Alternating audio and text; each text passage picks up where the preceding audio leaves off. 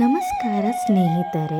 ವರ್ಷದ ಕೊನೆಯ ಹಾಗೂ ಮಹತ್ವದ ಆಚರಣೆಯಾದ ವೈಕುಂಠ ಏಕಾದಶಿಯನ್ನು ಡಿಸೆಂಬರ್ 30ರಂದು ಆಚರಿಸಲಾಗುತ್ತದೆ.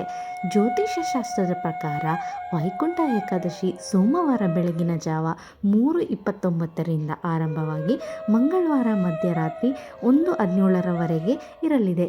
ಈ ದಿನ ಏನೆಲ್ಲ ಮಾಡಬೇಕೆಂಬ ಸಂಪೂರ್ಣ ಮಾಹಿತಿ ಇಲ್ಲಿದೆ. ಪುರಾಣ ಕಥೆಗಳ ಪ್ರಕಾರ ಏಕಾದಶಿಯಂದು ತುಳಸಿ, ಆಹಾರ ಪದಾರ್ಥ ಹಾಗೂ ಧನಿಯ ಮನೆಗೆ ತರುವುದರಿಂದ ವರ್ಷಪೂರ್ತಿ ಅದೃಷ್ಟ ಹಾಗೂ ಐಶ್ವರ್ಯ ಪ್ರಾಪ್ತಿಯಾಗುತ್ತದೆ ಎಂದು ನಂಬಲಾಗಿದೆ. ಈ ದಿನ ಬೆಳಗ್ಗೆ ಸೂರ್ಯೋದಯಕ್ಕೆ ಮುನ್ನ ಎದ್ದು ಸ್ನಾನ ಮುಗಿಸಿದ ನಂತರ ಶುಭ ವಸ್ತ್ರವನ್ನು ಧರಿಸಿ ವಿಷ್ಣು ದೇಗುಲಕ್ಕೆ ಉತ್ತರ ದ್ವಾರದ ಮೂಲಕ ದೇವಾಲಯಕ್ಕೆ ಪ್ರವೇಶಿಸಿದರೆ ಮೋಕ್ಷ ಪ್ರಾಪ್ತಿಯಾಗುವುದು ಜೊತೆಗೆ ಕೋರಿಕೆಗಳು ಈಡೇರುತ್ತವೆ.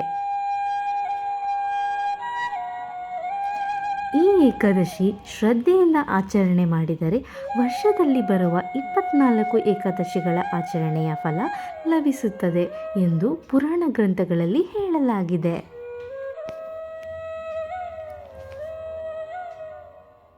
ಈ ದಿನ ಅಂಗಡಿಯಿಂದ ಒಂದು ಹೊಸ ಸೀರೆಯನ್ನು ಮನೆಗೆ ತೆಗೆದುಕೊಂಡು ಬನ್ನಿ. ಮನೆಯಲ್ಲಿ ತುಳಸಿ ಪೂಜೆ ಮಾಡಿ ತುಳಸಿಗೆ ಬಾಗಿನ ಅರ್ಪಿಸಿ. ಇದರಿಂದ ವಿಷ್ಣು ಹಾಗೂ ಲಕ್ಷ್ಮಿಯ ಕೃಪೆ ಪಾತ್ರರಾಗುತ್ತೀರಾ. ದೇವರ ಮುಂದೆ 11 ಅಥವಾ 21 ಇಲ್ಲ 51 ದೀಪಗಳನ್ನು ಹಚ್ಚುವುದರಿಂದ ನಿರುದ್ಯೋಗ ಸಮಸ್ಯೆ ದೂರವಾಗುತ್ತದೆ. ಮನೆಯಲ್ಲಿನ ಅಧಿಕ ಸಮಸ್ಯೆ ದೂರವಾಗಿ ಅದೃಷ್ಟ ಲಭಿಸುತ್ತದೆ.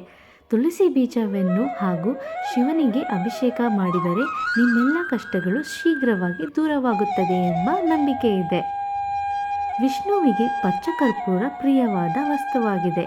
ಹಾಗಾಗಿ ತಿರುಪತಿಯಲ್ಲಿ ಪ್ರತಿನಿತ್ಯ ವಿಷ್ಣುವಿಗೆ ಪಚ್ಚಕರ್ಪೂರ ಹಚ್ಚಲಾಗುತ್ತದೆ. ಏಕಾದಶಿ ದಿನ ಪಚ್ಚಕರ್ಪೂರ ಆರತಿ ಬೆಳಗುವುದರಿಂದ ಮನೆಯ ವಾತಾವರಣ ಶುದ್ಧಿಯಾಗುವುದರ ಜೊತೆಗೆ ವಿಷ್ಣುವಿನ ಆಶೀರ್ವಾದವೂ ಲಭಿಸುತ್ತದೆ. ವಿಷ್ಣು ದೇವಸ್ಥಾನಕ್ಕೆ ಹೋಗುವಾಗ 1-2 ಏಲಕ್ಕಿ ಹಾಗೂ ನಾಣ್ಯಗಳನ್ನು ತೆಗೆದುಕೊಂಡು ಹೋಗಿ. ಏಲಕ್ಕಿ ಮತ್ತು ನಾಣ್ಯ ಎರಡನ್ನೂ ದೇವರ ಹುಂಡಿಗೆ ಹಾಕುವುದು ಶುಭಕರ. ವೈಕುಂಠ ಏಕಾದಶಿಯಂದು ಹಳದಿ ಬಣ್ಣದ ಕವಡೆಯನ್ನು ಮನೆಗೆ ತರುವುದರಿಂದ ಲಕ್ಷ್ಮಿಯನ್ನು ಕರೆತಂದಂತೆ ಎಂದು ನಂಬಲಾಗಿದೆ. ಈ ಕವಡೆಗಳನ್ನು ಹಾಲಿನಿಂದ ಶುದ್ಧ ಮಾಡಿ ಬೀರು ಅಥವಾ ದೇವರ ಕೋಣೆಯಲ್ಲಿ ಇಡುವುದರಿಂದ ಲಕ್ಷ್ಮಿ ಶಾಶ್ವತವಾಗಿ ನೆಲೆಸುತ್ತಾಳೆ ಎಂಬ ನಂಬಿಕೆ ಇದೆ. ಇಂದು ವಿಷ್ಣುವಿಗೆ ಏಲಕ್ಕಿ ಮಾಲೆಯನ್ನು ಅರ್ಪಿಸುವುದರಿಂದ ನಮ್ಮ ಮನೋಕಾಮನೆಗಳು ಈಡೇರುತ್ತವೆ. ಕಷ್ಟಗಳು ದೂರವಾಗಿ ಮನೆಯಲ್ಲಿ ಶಾಂತಿ ಹಾಗೂ ಸಮೃದ್ಧಿ ನೆಲೆಸುತ್ತವೆ. ಈ ದಿನ ಸಂಜೆ ಮಣ್ಣಿನ ದೀಪ ಬೆಳಗಿಸುವುದು ಉತ್ತಮ. ಇಂದು ಕಪ್ಪು ಬಣ್ಣದ ಬಟ್ಟೆಗಳನ್ನು ಧರಿಸಬಾರದು.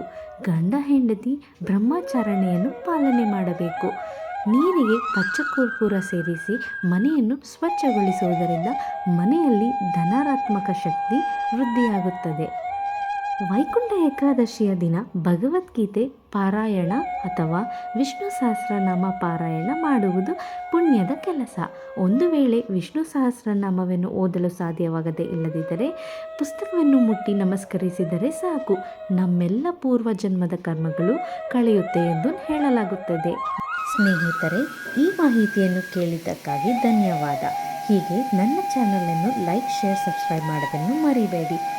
Thank you.